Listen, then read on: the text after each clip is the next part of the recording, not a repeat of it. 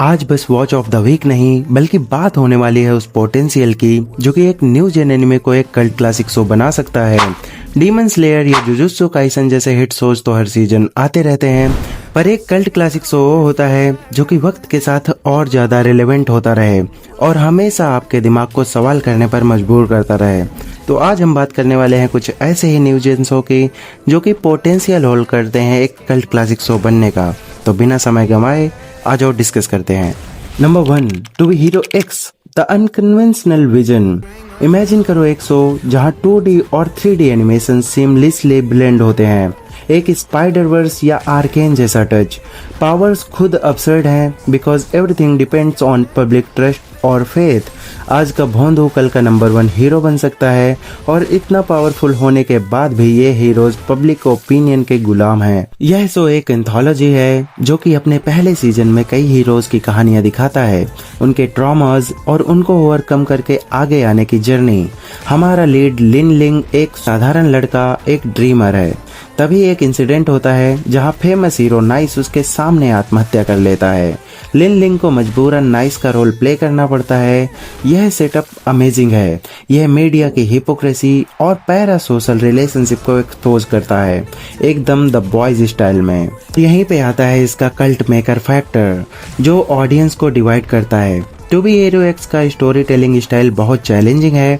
ऐसा लगता है सो पॉइंट ए से पॉइंट सी जंप कर रहा है। ये रिवर्स क्रोनोलॉजी फॉलो करता है। इसका मतलब हम सीजन की शुरुआत में क्लाइमैक्स देखते हैं और फिर पास्ट में जाकर समझते हैं कि वो हुआ क्यों। हर स्टोरी की एंडिंग एक absurd क्लिफहैंगर पर होती है और तब ही एक एकदम नई स्टोरी शुरू हो जाती है।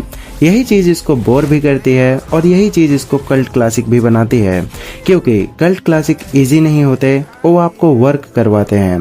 टू बी हीरो एक्स की एनिमेशन अनकन्वेंशनल है, आर्केन ट्रेट्स हैं, पर कोई स्पेसिफिक कलर पैलेट नहीं है। लोग क्रिटिसाइज तो करते हैं, लेकिन इसका चाइनीज डोंगुआ बैकग्राउंड और ग्राउंड ब्रेकिंग विजुअल स्टाइल इसे एक सेपरेट लीग में डालते हैं। इस सीजन का मोटिव था कैरेक्टर को इंट्रोड्यूस करवाना, जब नेक्स्ट सीजन में ये सारे हीरोज को एग्जिस्ट करेंगे और इस सीजन की मिस्ट्री खासकर हीरो एक्स की रिवॉल्व होगी, तब इस शो का ट्रू कल्ट स्टेटस शुरू होगा। अगर टू बी हीरो एक्स का कल्ट पोटेंशियल उसके विजुअल एक्सपेरिमेंट और मीडिया सटायर में है, तो हमारा दूसरा show Lord of the mysteries अपने लोर की गहराई से एक अलग ही कल्ट बनाएगा। आई रियली थिंक कि इन सब में यह एनिमे सबसे ज्यादा पोटेंशियल होल्ड करता है to become a new gen cult. कहानी है क्लेन मोरेटी की, जो ट्रांस माइग्रेट होकर एक विचित्र विक्टोरियन एरा स्टाइल की दुनिया में आता है।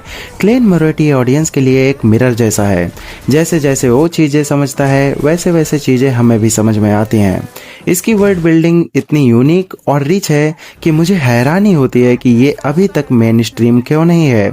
मैजिक, डिविनेशन, टैरेट, गॉड्स और वो लोग जो कि खुद गॉड बनने का पोटेंशियल रखते हैं, मॉन्स्टर्स, सीक्रेट ऑर्गेनाइजेशन और अलग अलग चर्चेस। हर कैरेक्टर इतना कॉम्प्लिकेटेड और फैसिनेटिंग है कि इस दुनिया में एक कैरेक्टर है जो कि हजारों सालों से जिंदा है और उसे खुद ही याद नहीं है कि उसकी पिछली स्टोरी क्या थी। लॉर्ड ऑफ द मिस्टरीज का लोर इतना डीप है कि अगर एनिमे फेथफुली नॉवल की रिचनेस और डिटेल्स को अडॉप्ट नहीं भी कर पाए, तब भी फैंस इसके डिस्कशन, थ्योरीज और फैन फिक्शन में डूब जाएंगे। लॉर्ड ऑफ द मिस्टरीज के पास सबसे ज्यादा पोटेंशियल है न्यू जेन कल्ट बनने का। Number 3, Gachiakuta the gritty revolution. Lord of the Mysteries हमें एक फैंटेसी वर्ल्ड की रिचनेस दिखाता है, लेकिन अगर आपको रॉ, ग्रिटी, सर्वाइवल और सोशल कमेंट्री चाहिए तो चलो गाचियाकुता के पिट में।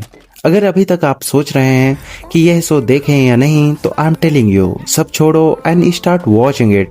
इसमें रिवेंज, मिस्ट्री, अलग अलग classes, extreme discrimination, survival, characters के कॉन्फ्लिक्ट्स और मोटिव्स के साथ साथ वर्ड इतना रिच और डिफरेंट है कि इट ब्लो माई माइंड। शुरू में मुझे भी ऐसा लगा था कि it's some wannabe anime, but after continuing it I got to realise कि नहीं, देयर इज पोटेंशियल और it really has grow on me for sure.